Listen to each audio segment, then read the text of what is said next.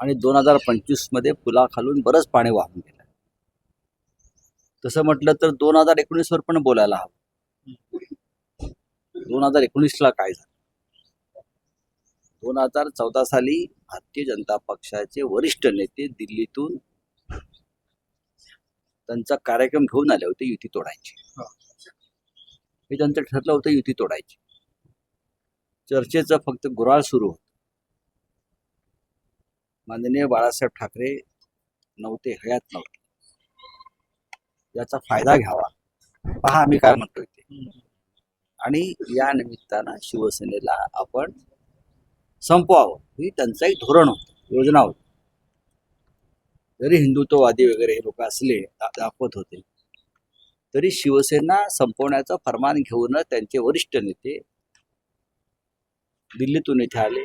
चर्चेचे गुराळ घालत बसले शेवटपर्यंत. 147 151 हा आकडा सोडून दे. पण भारतीय जनता पक्षाला जेव्हा पोस्टर लावायला महाराष्ट्रात माणसं नव्हती, तेव्हा गावागावामध्ये या भारतीय जनता पक्षाला आम्ही खांद्यावर घेऊन फिरवलं, हिंदुत्ववादी मिरवलं. पार्ट्याच्या पोटनिवडणुकीनंतर, शिवसेनेच्या विजयानंतर भारतीय जनता पक्षाला साक्षात्कार झाला की महाराष्ट्रात शिवसेना आणि हिंदुहृदय सम्राट बाळासाहेब ठाकरे आपल्याबरोबर असतील तरच या देशामध्ये आपण हिंदुत्वाचा प्रखर प्रचार करू शकतो. आणि म्हणून ते शिवसेनेच्या जवळ आले. हिंदुहृदय सम्राट हे महान हृदयाचे नेते. त्यांनी सांगितलं की मतांची विभागणी नको, हिंदुत्वाच्या नावावरती आपण एकत्र काम केलं पाहिजे. बाबरी प्रकरणानंतर, म्हणजे अयोध्येच्या राम मंदिराच्या आंदोलनानंतर आम्ही संपूर्ण देशामध्ये निवडणुका लढणार. हिंदुहृदय सम्राट शिवसेना प्रमुखाच्या नावाची एक लाट निर्माण झाली, शिवसेनेच्या नावाचे तुफान निर्माण झाले. आणि आम्ही उत्तर प्रदेश, राजस्थान, मध्य प्रदेश, गुजरात अशा हिंदी भाषिक पट्ट्यामध्ये 60 ते 65 जागा लढायचं आमचं नक्की होतं. आणि आम्हाला खात्री होती तेव्हा आमच्या किमान 40 जागा निवडून आल्या असत्या या लाटेमध्ये लोकसभेला. आणि आमची तयारी सुरू असतानाच हे जेव्हा आम्ही जाहीर केलं तेव्हा भारतीय जनता पक्षाचे धाबे दणाणले. अटलजींचा फोन आला बाळासाहेब, आणि अटलजींनी बाळासाहेबांना सांगितलं की बाळासाहेब आप चुनाव लड़ रहे हो देश और उससे भारतीय जनता पार्टी को नुकसान हो सकता है, हिंदुत्व की वोट बिखर जाएगी और बीजेपी हार जाएगी, कांग्रेस को फायदा होगा. तो मैं आपसे विनंती करता हूं कि आप कृपया आपके उमेदवार पीछे. परत म्हणतो बाळासाहेब महान हृदयाचे माणूस. त्यांनी परत आम्हाला सांगितलं की आपण निवडणुका ज्या राज्याबाहेर लढतो उमेदवार मागे घ्या. अटलजींचा फोन होता, त्यांचं असं म्हणणं आहे, आपण त्यांचा सन्मान राखला. ते राष्ट्रीय स्तरावरती आम्हीच होतो, पण आम्ही यात त्याग केला प्रत्येक वेळी. 2014 एका जागी 72 तास मी होतो त्याच्यात. ओम माथुर तेव्हा त्यांचे प्रभारी होते. आणि आम्ही हा सगळा कार्यक्रम आणि हा सगळा खेळ पाहत होतो. पण मी एक नक्कीच सांग की देवेंद्र फडणवीस हे कोणत्याही परिस्थितीमध्ये शिवसेना भाजपची युती तुटू नये या मताचे, हे मी तुम्हाला अगदी प्रामाणिकपणे सांगतो. तेव्हा युती तुटल्या संदर्भात करण्यासंदर्भात त्यांची भूमिका ही सकारात्मक होती. पण तरीही भारतीय जनता पक्षाचा वरून जो कार्यक्रम आला होता त्यानुसार युती ती तुटली.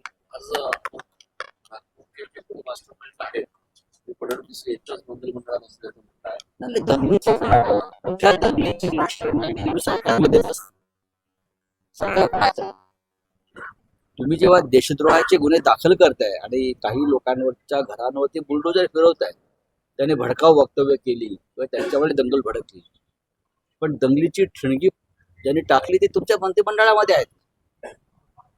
तुम्ही जर निष्पक्ष राज्यकर्ते असाल, तुम्ही छत्रपती शिवरायांचं नाव सांगत असाल, तर छत्रपतींनी प्रजेला त्रास देणाऱ्या त्यांच्या नातेवाईकांनाही सोडलं नाही आणि सहकार्यांनाही सोडलं नाही. उगा शिवाजी महाराजांचं नाव घेऊ नका तुम्ही. तुमच्याच मंत्रिमंडळातले लोक आहेत जे कायदा सुव्यवस्थेला आव्हान देत आहेत. कायदा सुव्यवस्थेला आव्हान म्हणजे गृहमंत्र्यांना आव्हान. हे देवेंद्र फडणवीसांनी समजून घेतलं पाहिजे. नुसतं चिखल उडवायच्या विरोधकांवरती आणि छाछोगिरी करायची. आय रिपीट, छाछोगिरी, बरं का, त्याला राज्यकरण म्हणत नाहीत. ठीक आहे, आज तुमच्याकडे सत्ता आहे, बहुमत फार चंचल असतं. मी वारंवार नेहमी सांगतो, बहुमत हे फार चंचल असतं. कधी सरकेल इकडे तिकडे, तेव्हा मग तुम्हाला कळेल आपण काय चुका केल्या. 5 वर्ष काही संधी नाही आली. असं कोण म्हणतं?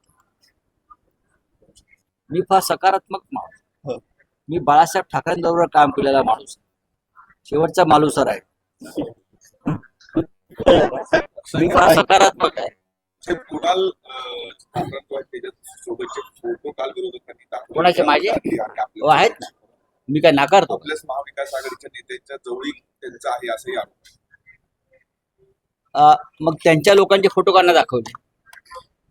कुणाल कामरा हा अनेक वर्ष, त्याच्याने अनेक वर्ष, आता कुठे?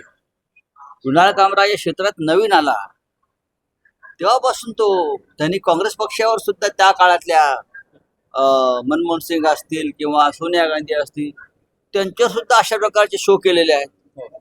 आणि त्यांच्या शो ना तो जे काल हॅबिटेट नावाचं हे आहे, ते काल तोडलं. मला मी जातो अशा शो ना. मी अभिव्यक्ती स्वतः, माझ्यावर टीका करतात ना हे लोक सगळे, मी ती सहन करतो. काल त्यांचा तो स्टुडिओ किंवा त्यांचं ते एक व्यासपीठ तोडलं, अनधिकृत व्यासपीठ तोडलं, अनधिकृत वगैरे दाखवून इतक्या वर्षानं तुम्हाला तुमच्यावर टीका केल्यावर साक्षात्कार झाला का? किती जे वास्तू आहे त्याच्यामध्ये काही बेकायदेशीर काम केलंय हे तुम्हाला काल समजलं? तरुण कलाकारांचे एक व्यासपीठ तुम्ही तोडले. लक्षात घ्या, तुम्ही कुणाल कामरावरती कायदेशीर कारवाई करू शकत होता, काहीच हरकत नव्हती करायला.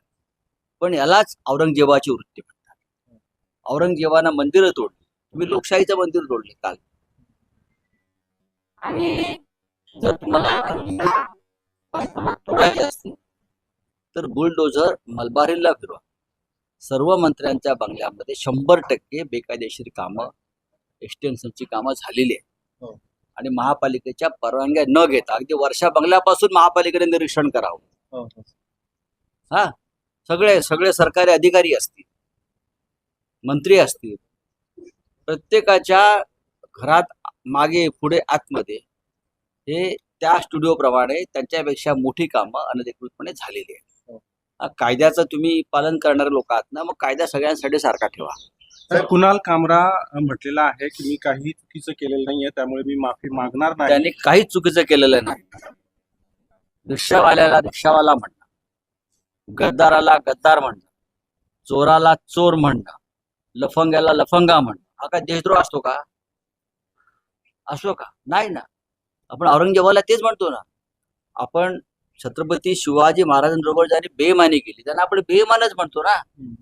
काय नवीन तुम्ही शब्दकोश निर्माण केला असेल महाराष्ट्रात या लोकांनी, तर तो नवीन शब्दकोश समोर आणावा. शब्द रत्नाकर नवीन त्यांनी निर्माण केला असेल तर तो शब्द रत्नाकर प्रसिद्ध करावा. त्यांनी करावा ना, आम्ही तो स्वीकारू.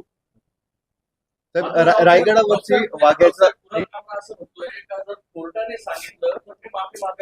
आम्ही संविधान बघा, मी त्याला ओळखतो. अशा अनेक लोक आहेत ते लढणारे लोक आहेत, चुकणार नाही. माझंही तेच म्हणणं आहे, कायदेशीर कारवाई केली पाहिजे. जर कुणाल कामरा हा चुकलाय, त्यांनी काहीतरी वेगळी भूमिका मांडली आहे जी कायद्याच्या चौकटीत बसत नाही, त्याच्यावर तुम्ही कायद्यानं कारवाई करा, त्याला अटक करा. तुम्ही त्याला अटकही करू शकता, तो कायदेशीर लढाईल. तुम्ही गुंडगिरी करताय, करा ना मग गुंडगिरी. मी म्हटलं ना, बहुमत फार चंचल असतं, फार चंचल असतं. रायगडावरचा वाघ्या कुत्रा जो होता इतिहासामध्ये त्याची नोंदच नाहीये असं. इतिहासामध्ये नोंद असलेल्या अनेक गोष्टी आपण इतिहास म्हणून स्वीकारलेल्या आहेत. हो. कारण त्या छत्रपती शिवाजी महाराजांशी संबंधित प्रेरणादायी गोष्टी आहेत. चला. Thank you.